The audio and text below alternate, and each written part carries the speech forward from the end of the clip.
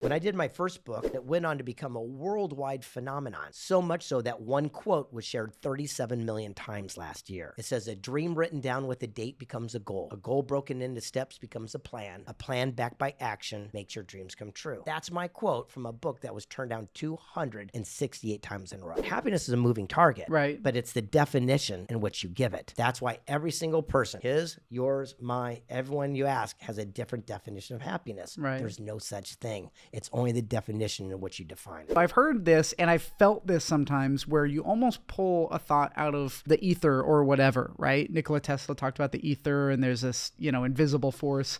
Okay, let's go. You want to go down this rabbit hole? Here's the way it really works, okay? In this episode, I sit down with Dr. Greg S. Reid. You might know him from the book 3 Feet from Gold. I've talked about it in the podcast a lot. Greg is an incredible human being with over 2 million followers on Instagram, a star on the Walk of Fame, and the founder of Secret Knock. Dr. Greg S. Reid in this episode dives deep on law of attraction, how to hit your goals, and some really fun stuff. So please take a look at this episode. I think you're really going to like it. Please leave a review and share it with at least one friend. Take care and enjoy the episode. Greg, thank you so much for coming on. Absolutely. Thinking Bigger with Kevin Feely. Tell everybody a little bit about yourself. Well, my name's Greg. I grew up in the mean streets of San Diego, California.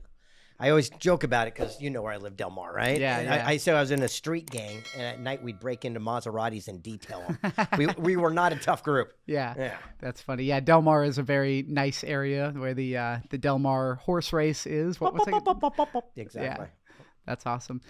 So you are one of the authors of 3 Feet from Gold. Can you tell us a little bit about that book and what inspired you and Sharon to dive in on that? Well, sure. First of all, I've been published in 148 books, 45 different languages, and have a star on the Walk of Fame. So that's one of the books that we did. But that one in particular was based on the juggernaut, the Bible of Personal Development, Think and Grow Rich. The very first chapter was 3 Feet from Gold. It's a story about a gold miner. You already know this story. R.U. Darby, who has gold fever, goes out west, starts digging, finds a couple nuggets, gets excited. He tells his family they chip in money to buy equipment to pull it out by the ore cart.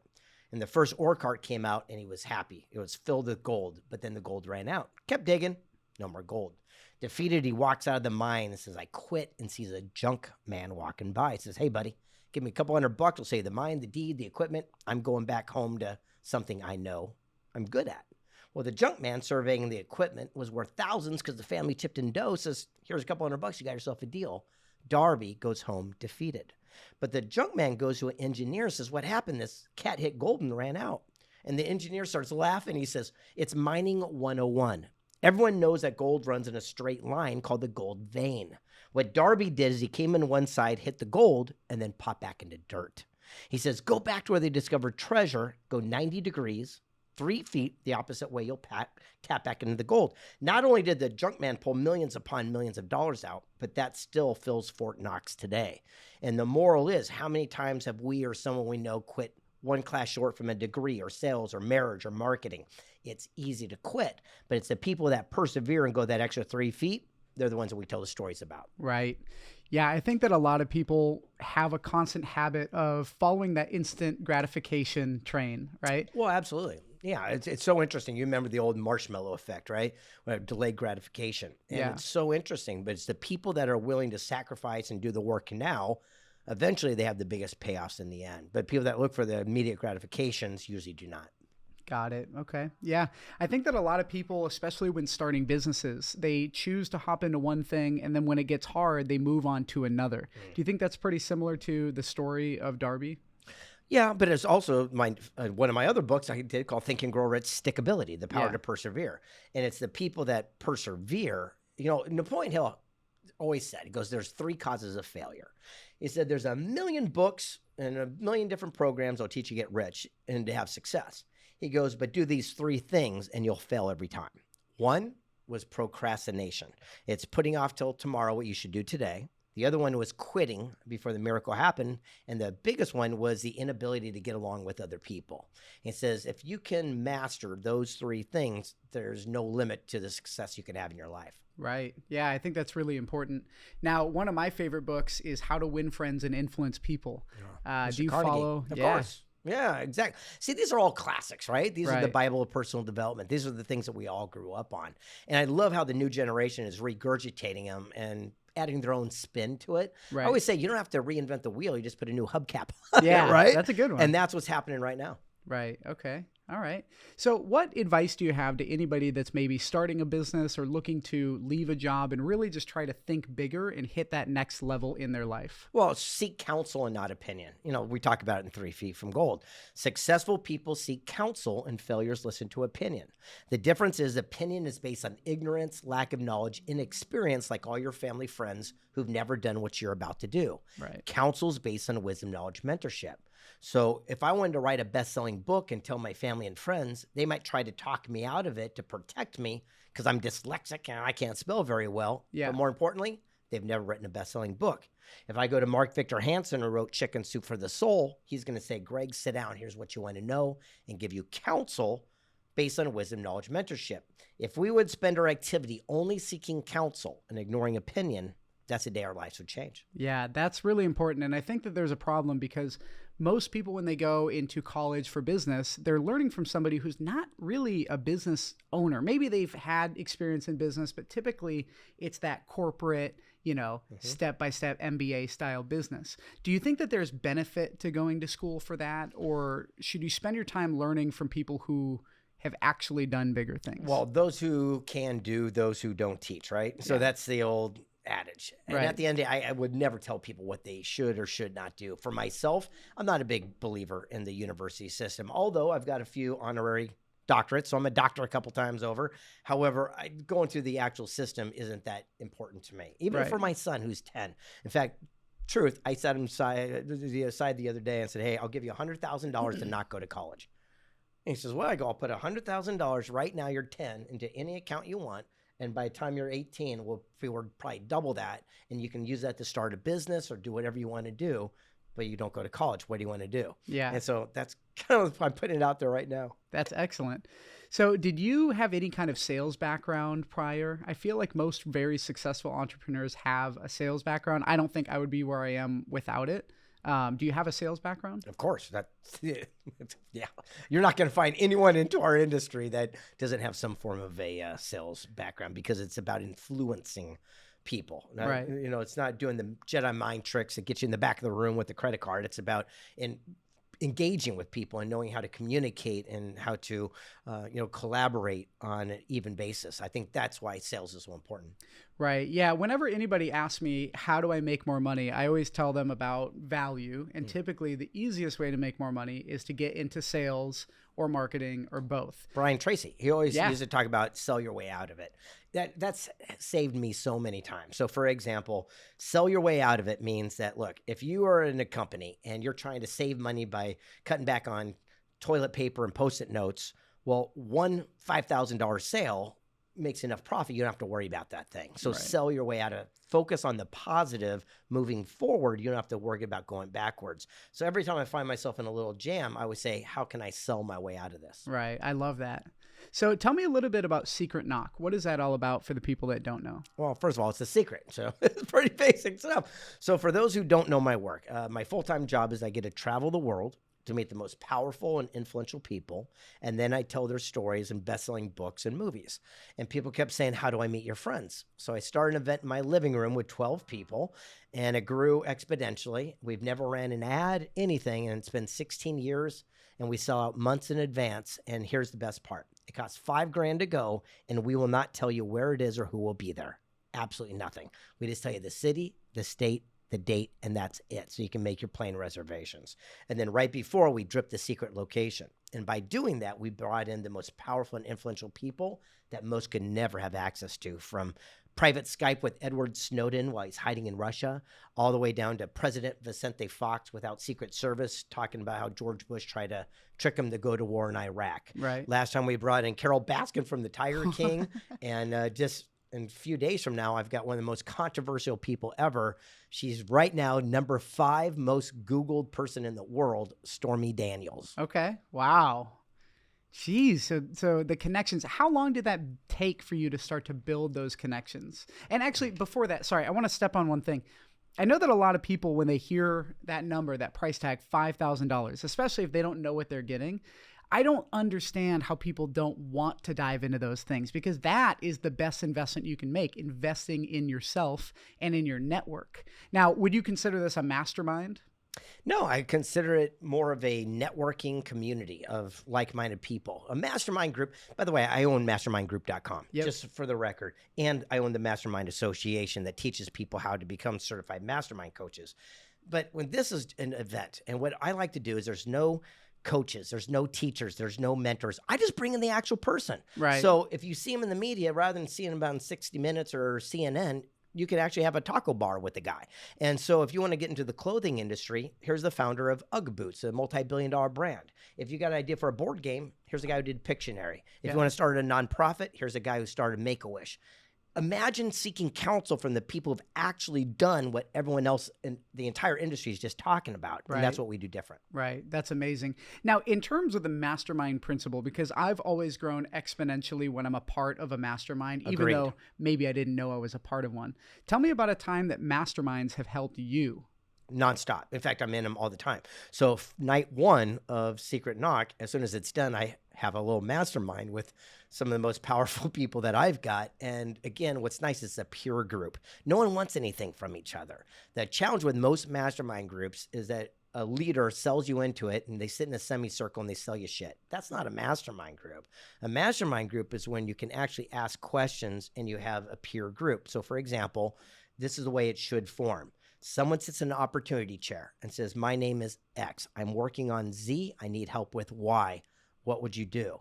And then people ask clarifying questions. It's like walking into a doctor's office. You don't say, give me pills. He's going to ask you a question. And that's where your peer group says, have you tried this? Have you done this? And you answer that. And then the group goes around and gives feedback. Right. And when they give feedback, as the opportunity chair, you say, thank you very much. You don't but it. You don't argue it. You just accept it. Because again, if you're getting clarifying questions from your peers and then they give you guidance, I guarantee one nugget will stick through.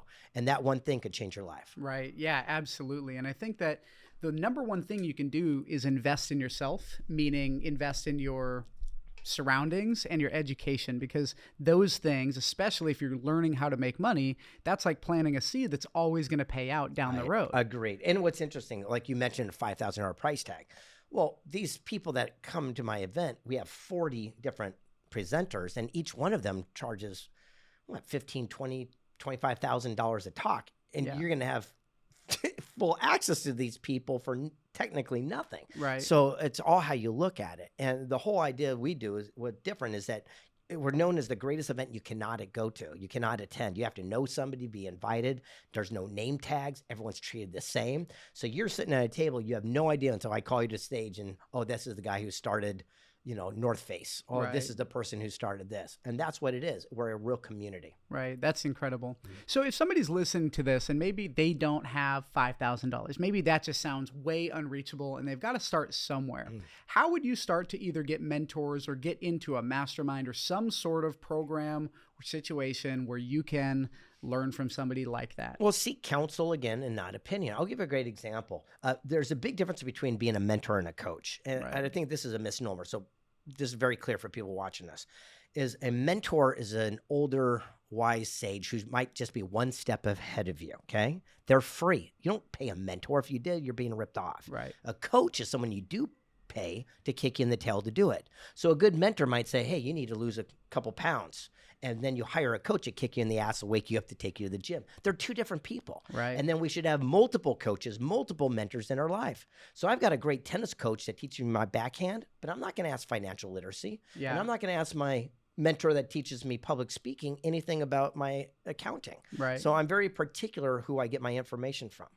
That's amazing. That's a really great answer. I think that a lot of people feel lost, but that's a great way to put it, where you separate mentorship from an actual paid coach. Correct. Now, how do you identify a paid coach that's not a bullshit artist? Well, first of all, seek counsel, not opinion. I'm going to repeat it. And it's common sense. Go up to that person and say, what makes you an authority in this chosen field of endeavor? That's it. In fact, I own a website in the trademark crediblesource.com because I got so tired of all these Instagram fake ass wannabe gurus.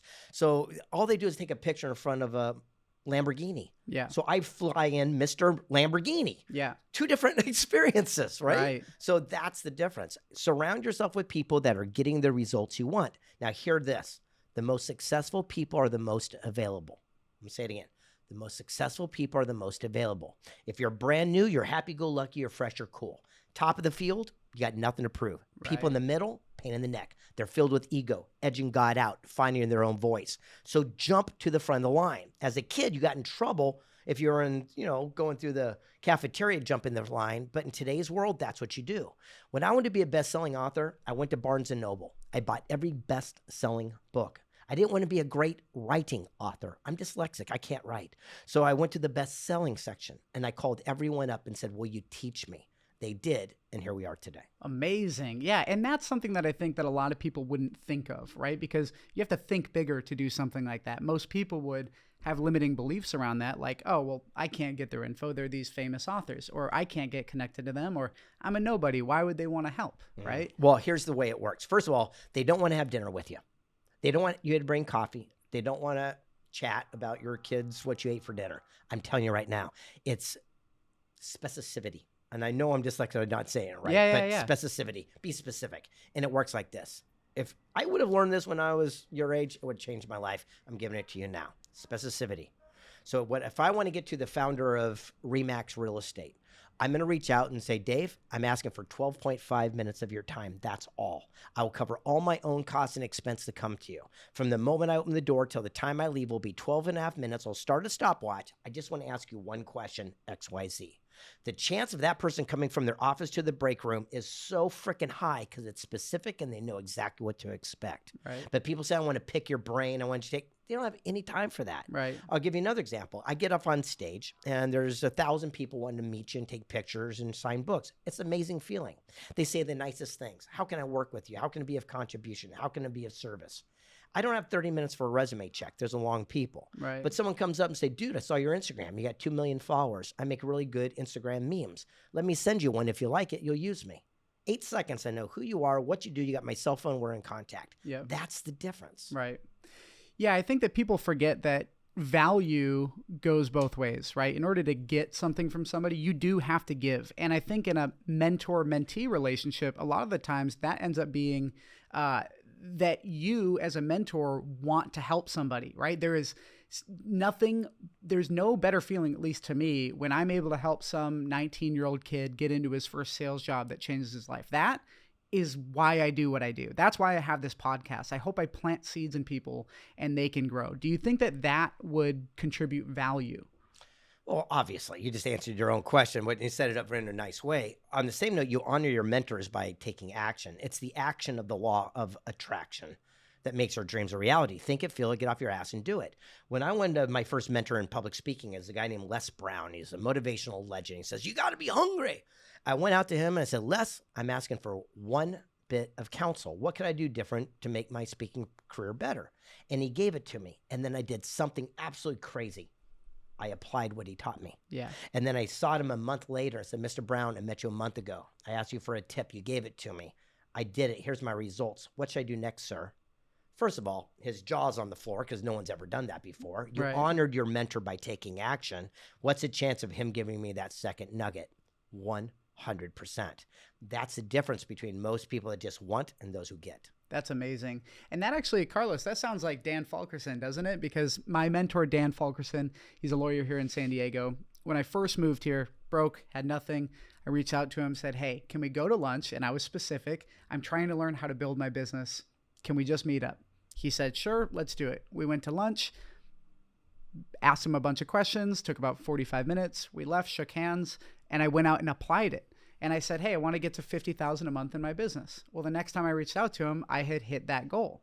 And I think that that's why he continuously says yes to me, because very few people, a lot of people want to ask. Nobody wants to put in the work. Do you think that that's common? I don't think no one wants to. I just think very few do. But And again, that separates ourselves from the 95% who just dream to the top 5% who actually take action and do. Right. So again, it's the action of the law of attraction. Right. Bob Proctor and I wrote a book together. It's called Think and Grow Rich, Thoughts Are Things, and how our thoughts manifest themselves to become reality. And we realize that thoughts are not things. It's a bunch of crap. If thoughts were things, I'd be a slice of pizza right now because I'm kind of hungry, right? But if I'm done and I go to Felipe's after this, my thoughts become reality by the actions in which we took. We all have had $1 million idea in the shower. By the time we brush our teeth, it's down the drain to see it on a billboard 10 years later. The only difference is one person acted. Right. So let's talk about the law of attraction. Obviously, that's a big part of Think and Grow Rich, but I do like the fact that you talk about the same thing I always bring up, which is you have to put in the work. So what are some of the common misconceptions of law of attraction? I think you probably beat this to death. So we'll just be regurgitating that one. Again, Sure. I can keep saying it. It's the action in the law of attraction that makes your dreams a reality. Think it, feel it, get off your backside and do it. The fact is we do not attract what we want. We only attract more of what we are. That's it. So until we're willing to change, then nothing around us will change. Right. It comes down to that simple basic. I mean, if I wanted to get into a bar fight, I wouldn't even know where to start, right? I guess you go to a bar, but the whole thing is I wouldn't even know because I don't attract that. But certain people find them every weekend, right? Yeah. So same thing for me. Whatever you seek is seeking you, like Rumi, the great philosopher, would say. So for myself, look, there's an old quote. It says, you can learn everything you need to know about someone by the company you keep. You've heard that, right? Yes. It's a bunch of crap. You can learn every single thing about somebody by exactly where they're at because we are where we choose to be. If someone says, I want a Lamborghini, but don't have a Lamborghini, it just means they weren't willing to do what was necessary to get that Lamborghini. Right. Okay. Excellent. So I want to talk about what you brought up, which is having dyslexia, right? I have a learning disability, supposedly. I had a couple head injuries when I was younger, and that always created issues for me. And I was always molded, or at least told by teachers and authoritative figures, that I was not going to be anything, right? Because I wasn't fitting in this box of getting straight A's and going through school and all of that. Literally went against society. I'm curious, when you were younger, were you sort of rebellious and went against the grain? Yes, but I also used it I work my strengths and I hire my weaknesses. Or if you don't have money, work your strengths and align with your weaknesses. So from the very earliest of time and memory, I did things just differently. So for example, when I was 14 and I didn't have money to, have a job or anything like that because I couldn't work, I took my dad's lawnmower and I went door to door and I got them to pay me $10 to mow their lawn. And then I'd hire the other kids in the neighborhood for $5 to mow the lawn for me. I was just an entrepreneur. That's how I saw things. Right. So I've always had that vision, a little bit different than other people. But I didn't let it stop me. I would never let another person tell me what I can and cannot do. Right. When I did my first book, it's called The Millionaire Mentor. And that book was turned down 268 times in a row. And the 269th publisher said, we'll do it. Change the title, beginning, middle, end. It sucked because, again, I wrote it. So I got a ghostwriter who recrafted it, and it went on to become a worldwide phenomenon. So much so that one quote was shared 37 million times last year. It says, a dream written down with a date becomes a goal broken into steps becomes a plan backed by action makes your dreams come true. Everyone's seen it. Bumper stickers, coffee mugs. That's my quote from a book that was turned down 268 times in a row. That's amazing. When you were getting turned down by these publishers, was there at any point where it was not going to happen to you, or did you always know for a fact that it was going to happen? It was just about when. Well, you just said it. It was the knowing. I didn't hope, I didn't wish, I didn't believe, I didn't manifest in crystal bowls. I knew I was going to do it. I just didn't know how. Right. So I didn't take it as an insult. And more importantly, I had the courage to call the people that would turn me down and say, what am I missing? I know you're not going to publish it. We're good. I won't even ask again. What can I do different? Right. And the moment that someone said, hey, your writing sucks, you need a ghostwriter, it didn't insult me. I said, great, how do I find a ghostwriter? Yeah. And I went to the next step, and here we are today. That's amazing. I think that, and I wonder if you agree, but the number one thing that separates successful people from not successful people is not fucking giving up. Do you think that that's true? Well, again, back to my book, Stickability. Yeah, I think so. Yeah, that's the whole idea. Right. First, there's the dream, then there's the challenge, and then comes victory. Unfortunately, most people quit in the challenging times. Mm-hmm. And the solution is usually so clear, but that they don't see it. In fact, when we're done, send me your address, and I'll send you these other books. I think you need to get caught up on these other ones as well. So, for example, in Stickability, one person we interviewed was a guy named Steve Wozniak. He started a company called Apple Computer with Jobs, and said, how did you and Jobs have success in your life? And he said, we embraced our lack. I go, what? He goes, we embrace what we didn't have. We didn't run from it. We ran towards it. I said, teach me. He says, it works like this. He goes, when little microchip processors came out, they were so expensive, we could only afford one. Jobs sold his car. I sold my calculator. We pooled our money. We bought one. Hewlett-Packard would have machines and IBM that go from point A to B with 20 chips. They had all the money of God. He said, I'd pull away 5 and go from A to B with 15. I'd pull away 5, get it to work with 10. Eventually, I found a way to go from A to B using our one chip. He goes, we were not trying to be innovative or aerodynamic or cool. We could afford one chip. Yeah. He goes, but by embracing that as an opportunity, we found the shortest, cleanest path. And by doing that, we changed the way people do personal computing for the rest of the world, for the rest of their life. He goes, where could you be in your own business if you stop looking at something as a challenge? It could just be your greatest blessing and opportunity in disguise. Right. Now, when you're getting in the door with these folks, what's the number one thing that you would tell somebody who's brand new, who's trying to, I don't know, get in with a Wozniak or somebody like that, that most people would think that that's just impossible? Well, if you think it is, then chances are it is. I just don't have that.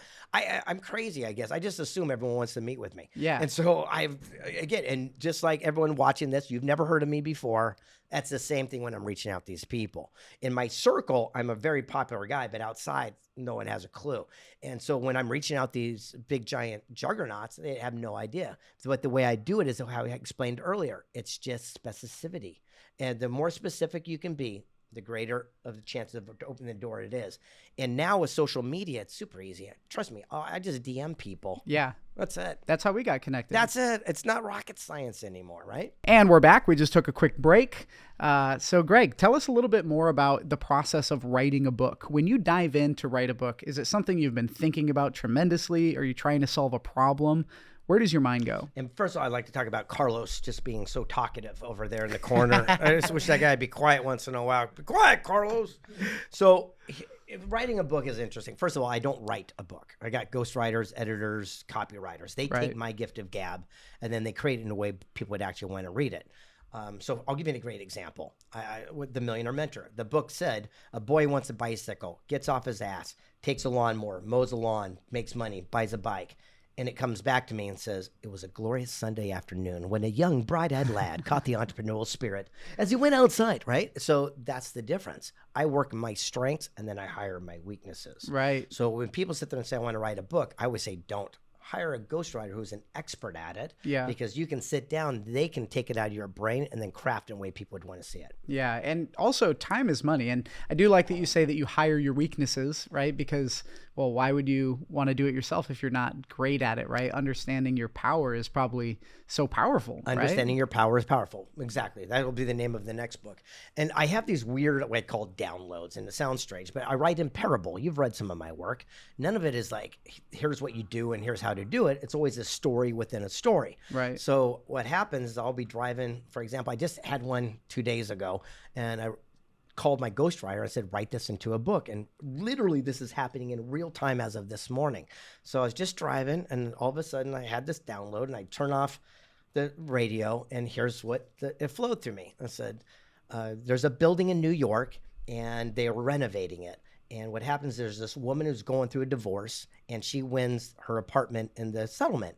When everyone comes back in, they give the people a doorman for the first time, and his name's JB.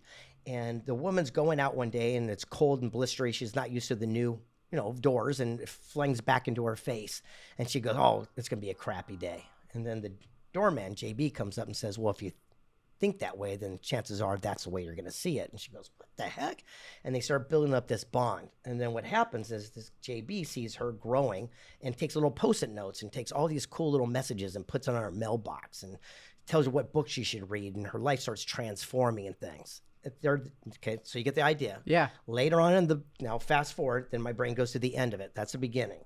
That's at the end of it. What happens is the woman comes down and says, oh, my husband's payment was late. I don't want to be late on my mortgage here on my rent. Would you do me a favor to the doorman, JB? Would you go ahead and get this to Jacob Brewery, real estate? And he goes, yeah, don't worry. I'll cash it next week.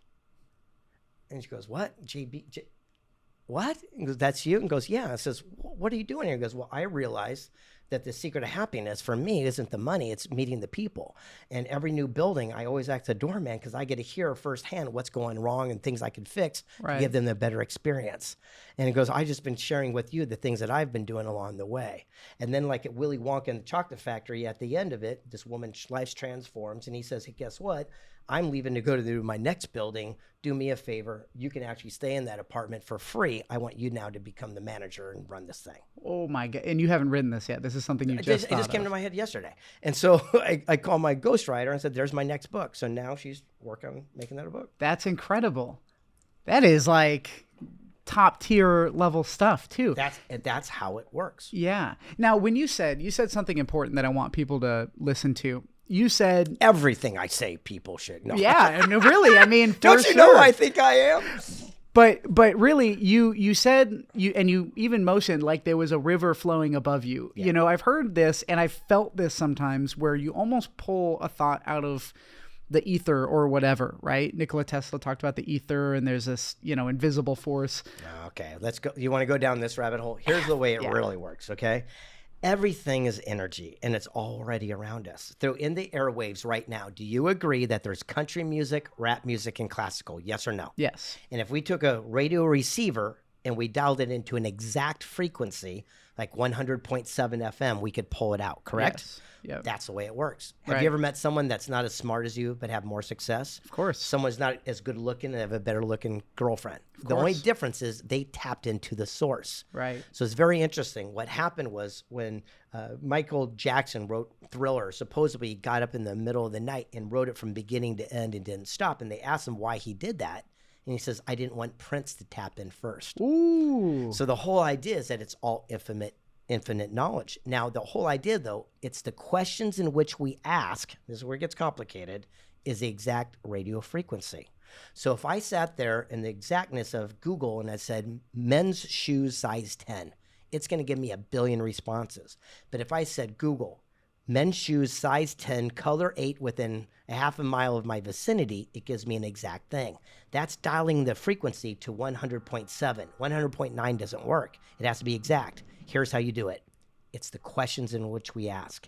Unfortunately, most people ask this question, God, why does this always happen to me? Just like Google, this is why, you dumbass, and gives you more of it. Right. When will this go to hell in a handbag? Tuesday at 4.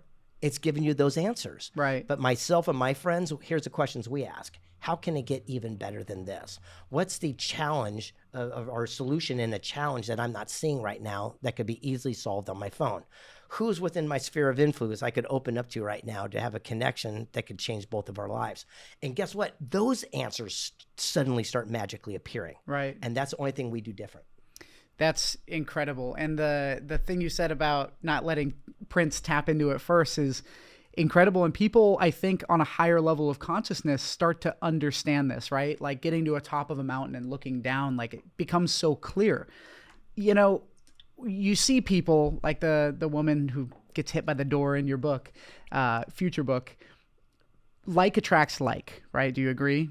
Yes. I mean, that's basically it's what energy, you said. yes. Yeah. Do I agree they're in energy? Yes, yeah, absolutely. So if somebody's in a rough spot, right? They're just like, we all know somebody who there's just a negative cloud. I already answered it. Seek counsel, not opinion. Right. Get out of the cloud. Look, if I was a starving artist, first thing I would do is go to the local gallery. I'd sit out front and watch whose art is being pulled off the walls and being sold. Mm-hmm. And then I'd call that person and say, how did you do it? I'm not going to hang out with other starving artists. Right. If I was going to get into selling cars, first of all, I'd only sell high-end cars because it's just as much amount of work, but higher income. And I would go in and say, do me a favor. I'm brand new. Sit me next to the guy who's ringing the bell every other day. I want to hang out and learn from people who are getting the results we want. Right. That's it. So like I've made major motion pictures. Again, we're on the ballot for the Oscars in 19, and I made it right here in San Diego because I surround myself with people that knew what they were doing. Right. It started with action. It was a good story. I was hanging out with the founder of Make-A-Wish Foundation. He was at Secret Knock.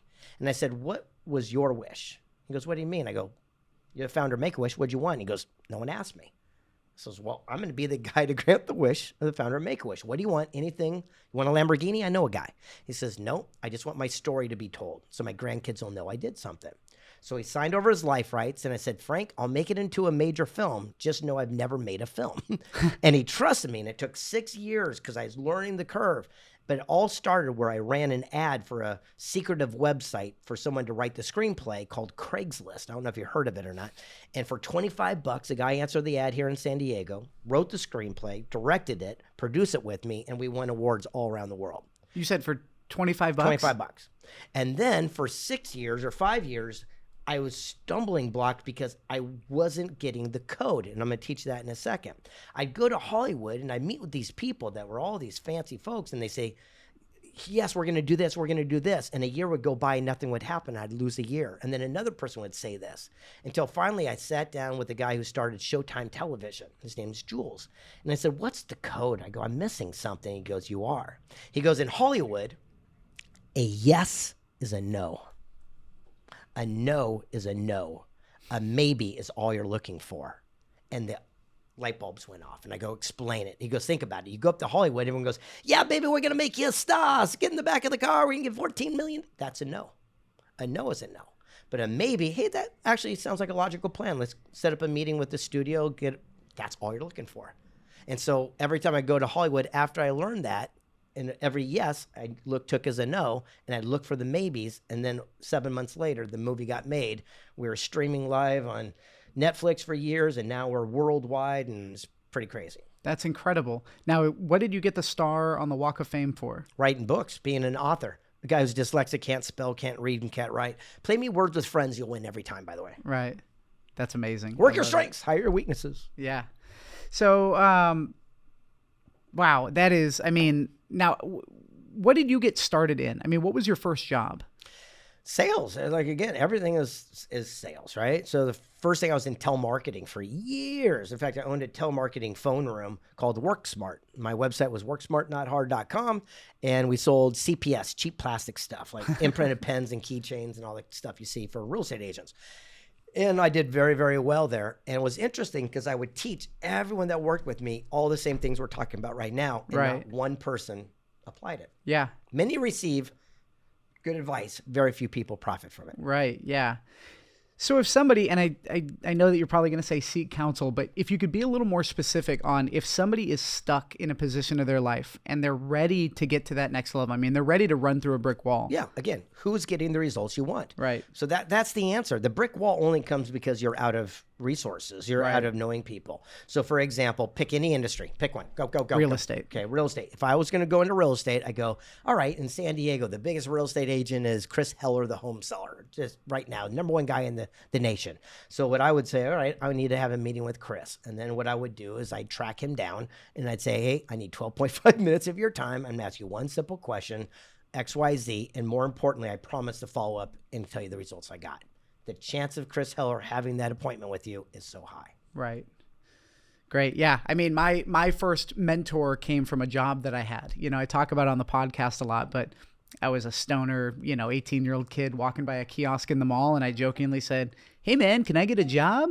And the guy hired me. And that was where I learned sales. And I think sales and influence, and why I say, How to Win Friends and Influence People might be one of the most impactful books I've read, is because sales and influence is so critical. Period. Yeah, absolutely. It really is. And we're using it sales no matter what we're doing. Look, if we're trying to get a window seat at a restaurant or we're negotiating a car, things of this nature. Yeah. The biggest thing about sales is you can't be more attached to the outcome than the other person. That's the key. Once people understand that, that's where you start having success in your life. Right. For example, if I want to buy a car more than the guy who wants to sell me a car, I'm going to lose in that deal, right? So the whole thing is I'm a firm believer of being non-attached. Here's what that means. Detached means you don't care. That's not a good way to live your life. Non-attached means you give everything you can, but you're not attached to the outcome. So for example, every time I'm writing a new book, I give it everything I got. But once I birth it, whether people like it or not isn't my issue. Right. I'm non-attached to the outcome. And by having that type of mentality, amazing things start coming our direction. Right. Now, let me ask you this. Visualization, is that a big key to what you do? Absolutely. But I don't do the typical stuff that, new people would do, the vision boards and the, stuff. I think it's awesome and people should do all forms of it. Yeah. Now it's more of a visual. I can already see where it's going to go before I begin the journey. But I'm not so caught up exactly how it has to happen. The founder of Chick-fil-A restaurants, it's a chain. I don't know if you've ever been to a Chick-fil-A. Oh, yeah, but Truett Cathy, I had a meeting with him. And I said, Truett, 3 Feet from Gold. I believe that was in that book. Yep. And I asked him a question. I go, I want to be successful like you. What do I do different? And he said, stop planning. I go, well, that goes against everything I've ever learned. He goes, well, last year you had plans. I go, yeah. He goes, how did that work out? He said, look for and capitalize on unexpected opportunity. I said, what do you mean? He says, well, if I'm on my sofa and I want to get to the end of the street, that's my goal. Get off your backside, take action, and move towards that goal. Universe rewards action. A planner plans every step where they're going to pause, take a break. A sprinkler comes on, goes against plan, they run back home. Not me. Yeah. Opportunity. Did a kid leave a skateboard or a bicycle out I could borrow to make my journey short? If I get lucky, I'll wave down a neighbor driving by, hitch a ride. He goes, either way, I'll get to my goal. I just don't mind how it has to happen. That's amazing. I love that you would steal a child's bike to get you to your goal too. Borrow. So to circle back, you said the vision boards. So you're not a fan of vision boards, or you are? Well, I was when I got started. Okay. 100%. I mean, my offices, everything had pictures and fantasies and stuff like that I wanted. And sure enough, I attained every single thing that was on that vision board. Right. But what happened was that when I was young, 17 years old, I had a bucket list, 80 impossible items. I mean, impossible items. And once I crossed all those off, I stopped doing the vision board because I already attained every single thing I want. Right. Now I'm like going, what fulfills me rather than just acquiring or attaining something. Right. Yeah. I mean, so you would say you don't necessarily need to visualize on a vision board because you can probably do it without it. Correct. And I've already attained what I look. Right. I already drive a Rolls Royce. So yeah. What am I going to put on the vision board? I already live in I already have that. I've made a movie. I've done, I've done all those things. Right. So now I sat my son down, who's 10. His name's Colt, and I said, Colt, what do you want on your vision board? And I'm helping him cross those off. Yeah. Now that gives me energy. That fires me up. So do you think that material possessions create happiness at all? I mean, I think that to a point they can, but they say money doesn't buy happiness. And I think it was Elvis that said, I wish everybody could be rich and famous to know that it's not the answer. Okay, so this is the book I'm writing right now, the one I mentioned earlier. Yep. That the whole story of the woman. The Yeah. name of that book is called The Secret of Happiness. That's the name of the book. So for the last 3 years, I've been interviewing people for 12 and a half minutes to find out what the secret of happiness is. Right. And so everyone's got a different version of this stuff. But can money buy happiness? I'm going to say no, but it definitely rents it for a while. And so as long as you have that mentality, but happiness comes from contentment and joy and fulfillment at the end of the day. But I tell you one thing, I feel happy and successful when I'm going on that VIP cruise or I'm staying in a nice place and people are treating me well. So therefore, I believe in circumstances it does. Now, the same note, happiness is a moving target. This is the part that most people miss. What that means is that you wake up in the morning and say, gosh, if I can get to work on time and there's no traffic, I'm happy. Then that happens. And you get to work and say, gosh, if I could have a great sushi lunch today on the company somehow, expense it, I'd make me happy. And if I get home and there's no problem thinking, that'd make me happy. So happiness is a moving target. Right. But it's the definition in which you give it.